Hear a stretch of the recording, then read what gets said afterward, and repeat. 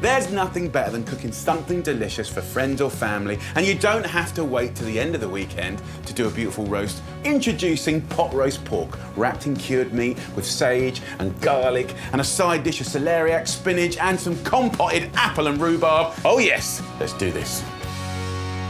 So this is a beautiful piece of pork loin. It's about 1 kilo. We've removed belly and fat to make it convenient. So it's going to cook really evenly, but we have lost flavour. So we've got to add it back in. So we'll do that by creating an amazing marinade and wrapping it in the cured meat. First up, I'm going to use a fantastic herb, sage. The smell is amazing. And then I'm going to add a little bit of salt and pepper. Take your pestle and smash it up. Then go in with 2 cloves of garlic.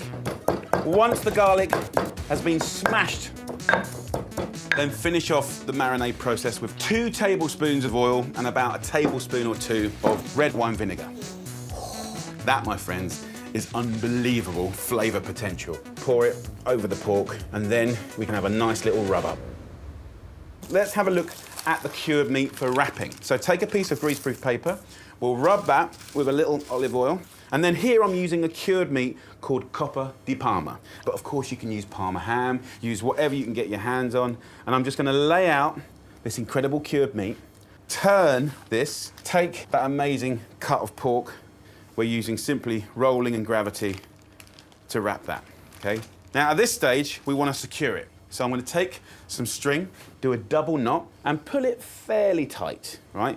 We want to secure that to the pork. And there you go. Something truly beautiful and ready for cooking. So pan goes on, just a little bit of olive oil, a little knob of butter, and as it starts to bubble and fry, we'll go in with this incredible piece of pork. Listen to that, come on, that's what it's all about. Now, we will just move this pork around and we'll achieve a little bit of light golden colour. While the pork browns, slice up a stick of celery, cut the red onion into wedges and add to the pan with a couple of sprigs of rosemary. It's just lovely, savoury flavours. This is going to be beautiful. So, you know, as it starts to fry and get golden and crisp, then we add a little Chianti. Just a little. We don't want to boil. And that's going to create the most amazing sort of humid, delicious environment where the fat and the Chianti is just kind of creating this shiny cream that just bastes the meat. That's pot roasting. So it's going in the oven for about 40 minutes. Every 10 minutes, I'll turn it and baste it. And this will give you golden, delicious, moist pork. What I'll do now is bang this in an oven at 180 degrees Celsius or 350 Fahrenheit. It's gonna be truly amazing. So as that beautiful pork cooks, what could go with it? I'm thinking celeriac. You can steam it, grill it, you can mash it, you can pretty much treat it like a parsnip or a potato, but also most of the flavour is in the skin. So I've had a proper little scrub up. Generously sort of cut off those lobes of skin. There you go. So all I do here is a little seasoning and a little oil, celeriac cracklings in the bottom of the oven. Into a new pan, add a tablespoon of olive oil, a few sprigs of thyme, and go in with the chopped celeriac. And about half an hour of cooking and that will be beautiful. As that's happening, I want to do a compote. Apples, very, very traditional, quite British, but then I'm kind of rifting off into the wonderful world of rhubarb. Sour. It's got that kind of weird sort of tropical slap. Chunk up the rhubarb and add to the roasting tray. Then peel and chop a red and green apple. Add a pinch of salt and pepper, a tablespoon of brown sugar, a splash of red wine vinegar, and throw in a knob of butter. So give it a nice little mix up. This goes in the oven. Let's have a look at our pork and give it just another drizzle of the Chianti. Look at that. Just move it over and just add that juice and it's going to be amazing.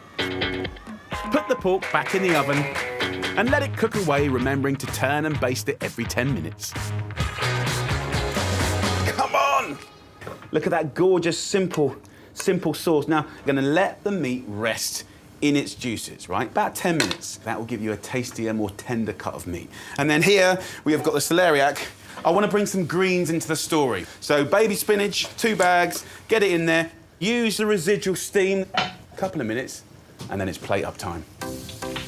So exciting. The smell is phenomenal. Look at this. Come on. Colour, flavour, smells. That's what it's about. If I just push it, look at the moisture coming out of it. Dry pork, no longer. No way, Jose. Different vibe, but it's gonna put a massive smile on your face. The idea of sauce, gravy, right? We're not gonna have pints of the stuff, sorry. But what I'll give you in return is flavor like you've never had before. And we've got a roasted rhubarb and apple compote. Crispy celeriac cracklings. Ladies and gentlemen, pot roast pork wrapped in cured meat.